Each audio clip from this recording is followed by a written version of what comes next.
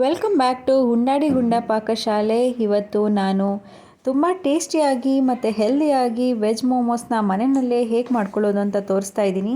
ಮೊದಲಿಗೆ ಮೈದಾ ಹಿಟ್ಟನ್ನು ಕಲಸಿಟ್ಕೋತೀನಿ. ಇಲ್ಲಿ ಒಂದು ಪಾತ್ರೆಗೆ ಒಂದು 200 ಗ್ರಾಮಷ್ಟು ಮೈದಾ ಹಿಟ್ಟನ್ನು ಹಾಕೋತಾ ಇದ್ದೀನಿ.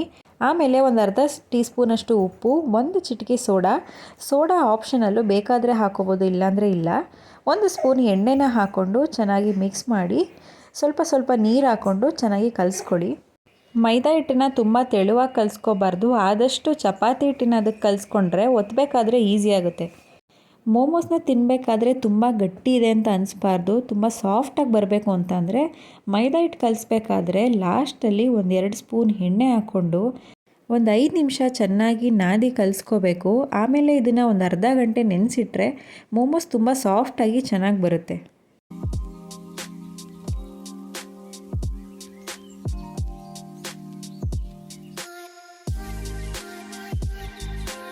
ಮೈದಾ ಹಿಟ್ಟು ಕಲಸಿಟ್ಕೊಂಡಾಯಿತು. ಇವಾಗ ಸ್ಟಫಿಂಗ್ಗೆ ಏನೇನು ಇಂಗ್ರೀಡಿಯೆಂಟ್ಸ್ ಬೇಕು ಅಂತ ನೋಡೋಣ. ಮೋಮೋಸ್ಗೆ ಎಲೆಕೋಸನ್ನ ಸ್ವಲ್ಪ ಜಾಸ್ತಿ ತಗೊಂಡ್ರೆ ಚೆನ್ನಾಗಿರುತ್ತೆ. ಕ್ಯಾಪ್ಸಿಕಮ್ 1 ಕಪ್, ಕ್ಯಾರೆಟ್ 1 ಕಪ್, ಈರುಳ್ಳಿ 1 ಕಪ್, ಒಂದು 2 ಇಂಚು ಶುಂಠಿನ ಜಜ್ಜಿಟ್ಕೊಂಡಿದ್ದೀನಿ, ಒಂದು ಅರ್ಧ ಬೆಳ್ಳುಳ್ಳಿನ ಸಿಪ್ಪೆ ತೆಗೆದು ಸಣ್ಣದಾಗಿ ಹೆಚ್ಚಿಟ್ಕೊಂಡಿದ್ದೀನಿ, ರುಚಿಗೆ ಉಪ್ಪು, ಅರ್ಧ ಟೀ ಸ್ಪೂನ್ ಕಾಳು ಮೆಣಸನ್ನ ಕುಟ್ಟಿಟ್ಕೊಂಡಿದ್ದೀನಿ, 1-2 ಹಸಿಮೆಣಸಿನ್ಕಾಯಿ, ಸ್ವಲ್ಪ ಕೊತ್ತಂಬರಿ ಸೊಪ್ಪು. ಇವಾಗ ಒಂದು ಫ್ರೈಯಿಂಗ್ ಪ್ಯಾನ್ನ ಗ್ಯಾಸ್ ಮೇಲೆ ಇಟ್ಕೊಂಡು ಒಂದು 4 ಸ್ಪೂನ್ ಎಣ್ಣೆ ಹಾಕೋತೀನಿ. ಎಣ್ಣೆ ಕಾದ ಮೇಲೆ ಸಣ್ಣದಾಗಿ ಹೆಚ್ಚಿಟ್ಕೊಂಡಿರುವಂಥ ಬೆಳ್ಳುಳ್ಳಿ, ಹಸಿ ಶುಂಠಿ ಮತ್ತು ಹಸಿ ಮೆಣಸಿನ್ಕಾಯಿನ ಹಾಕ್ಕೊಂಡು ಸ್ವಲ್ಪ ಫ್ರೈ ಮಾಡ್ಕೊಳ್ಳಿ.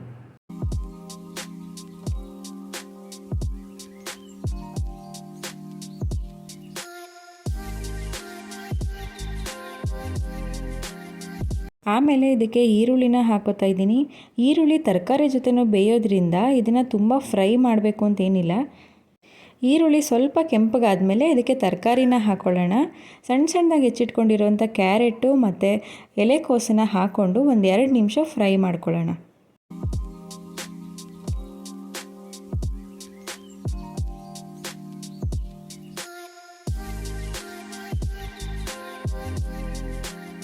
ಆಮೇಲೆ ಸಣ್ಣದಾಗಿ ಹೆಚ್ಚಿಟ್ಕೊಂಡಿರುವಂಥ ಕ್ಯಾಪ್ಸಿಕಮ್ನ ಹಾಕೋತಾ ಇದ್ದೀನಿ. ಇದನ್ನೆಲ್ಲ ಚೆನ್ನಾಗಿ ಮಿಕ್ಸ್ ಮಾಡಿಕೊಂಡು ಒಂದು 2 ನಿಮಿಷ ಫ್ರೈ ಮಾಡ್ಕೊಳ್ಳಿ. ಆಮೇಲೆ ಇದಕ್ಕೆ ರುಚಿಗೆ ಎಷ್ಟು ಬೇಕಷ್ಟು ಉಪ್ಪು ಹಾಕ್ಕೊಂಡು ಒಂದು 5-10 ನಿಮಿಷ ಫ್ರೈ ಮಾಡ್ಕೋಬೇಕು. ಮೋಮೋಸ್ಗೆ ತರಕಾರಿನ ತುಂಬ ಡೀಪ್ ಫ್ರೈ ಮಾಡಬಾರ್ದು, ಸ್ವಲ್ಪ ಫ್ರೈ ಮಾಡಿಕೊಂಡ್ರೆ ಸಾಕು. ನೋಡಿ, ಈ ಥರ ಲೈಟ್ ಗೋಲ್ಡನ್ ಕಲರ್ ಆದರೆ ಸಾಕು. ಆಮೇಲೆ ಇದಕ್ಕೆ ಒಂದು ಅರ್ಧ ಟೀ ಸ್ಪೂನಷ್ಟು ಕಾಳು ಮೆಣಸಿನ ಪುಡಿನ ಹಾಕ್ಕೊಂಡು ಮಿಕ್ಸ್ ಮಾಡ್ಕೊಳ್ಳಿ. ಲಾಸ್ಟಲ್ಲಿ ಇದಕ್ಕೆ ಸಣ್ಣದಾಗಿ ಹೆಚ್ಚಿಟ್ಕೊಂಡಿರುವಂಥ ಕೊತ್ತಂಬರಿ ಸೊಪ್ಪನ್ನ ಹಾಕ್ಕೊಂಡು ಚೆನ್ನಾಗಿ ಮಿಕ್ಸ್ ಮಾಡಿಕೊಂಡ್ರೆ ಮೋಮೋಸ್ಗೆ ಸ್ಟಫಿಂಗ್ ರೆಡಿಯಾಗುತ್ತೆ. ಮೈದಾ ಹಿಟ್ಟು ಚೆನ್ನಾಗಿ ನೆಂದಿದೆ, ಜೊತೆಗೆ ಸ್ಟಫಿಂಗು ರೆಡಿಯಾಗಿದೆ. ಇವಾಗ ಮೋಮೋಸ್ನ ರೆಡಿ ಮಾಡ್ಕೊಳ್ಳೋಣ. ಒಂದು ಸಣ್ಣ ನಿಂಬೆಹಣ್ಣಿನ ಗಾತ್ರದಲ್ಲಿ ಕಲಸಿರೋ ಮೈದಾ ಹಿಟ್ಟನ್ನ ತಗೊಂಡು ಚಿಕ್ಕದಾಗಿ ಹೊತ್ಕೋಬೇಕು. ತುಂಬ ದಪ್ಪನೂ ಬೇಡ, ತುಂಬ ತೆಳುವೂ ಬೇಡ. ನಾವು ಕರ್ಜಿಕಾಯಿ ಮಾಡಬೇಕಾದ್ರೆ ಒತ್ಕೋತೀವಲ್ಲ, ಅದೇ ಥರ ಒತ್ಕೊಂಡ್ರೆ ಸಾಕು. ಆಮೇಲೆ ಮಧ್ಯಕ್ಕೆ ಸ್ವಲ್ಪ ಸ್ಟಫಿಂಗ್ನ ಹಾಕ್ಕೊಂಡು ಇದೇ ಥರ ಫೋಲ್ಡ್ ಮಾಡಿಕೊಂಡ್ರೆ ಮೋಮೋಸ್ ರೆಡಿ ಆಗುತ್ತೆ. ಇದೇ ಥರ ಒಂದು 5-6 ಮೋಮೋಸ್ನ ನಾನು ರೆಡಿ ಮಾಡಿ ಇಟ್ಕೋತೀನಿ.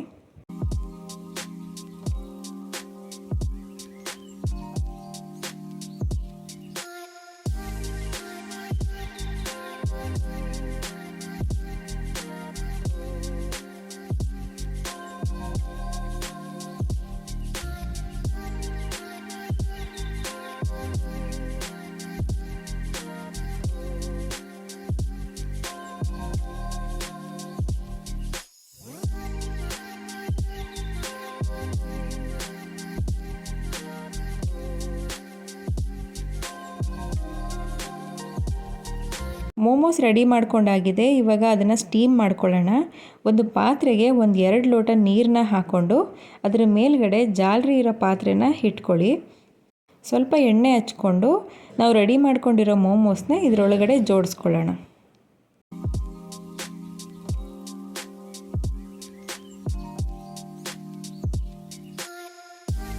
ಜೋಡಿಸ್ಕೊಂಡಾದಮೇಲೆ ಇದ್ರ ಮೇಲೆ ಒಂದು ಸ್ವಲ್ಪ ಎಣ್ಣೆನ ಸ್ಪ್ರಿಂಕಲ್ ಮಾಡಿ, ಏಕೆಂದರೆ ಬೇಯಬೇಕಾದ್ರೆ ಮೋಮೋಸ್ ಡ್ರೈ ಆಗಿ ಒಡ್ಕೋಬಾರ್ದು ಅಂತ. ಆಮೇಲೆ ಇದ್ರ ಮೇಲೆ ಒಂದು ಪ್ಲೇಟ್ ಮುಚ್ಚಿ ಒಂದು 10 ನಿಮಿಷ ಸ್ಟೀಮ್ ಮಾಡ್ಕೋಬೇಕು. 10 ನಿಮಿಷ ಆದಮೇಲೆ ಮೋಮೋಸ್ ತುಂಬ ಚೆನ್ನಾಗಿ ಬೆಂದಿದೆ. ಇದನ್ನೆಲ್ಲ ನಾನು ಸರ್ವಿಂಗ್ ಪ್ಲೇಟ್ಗೆ ಇಟ್ಕೋತೀನಿ.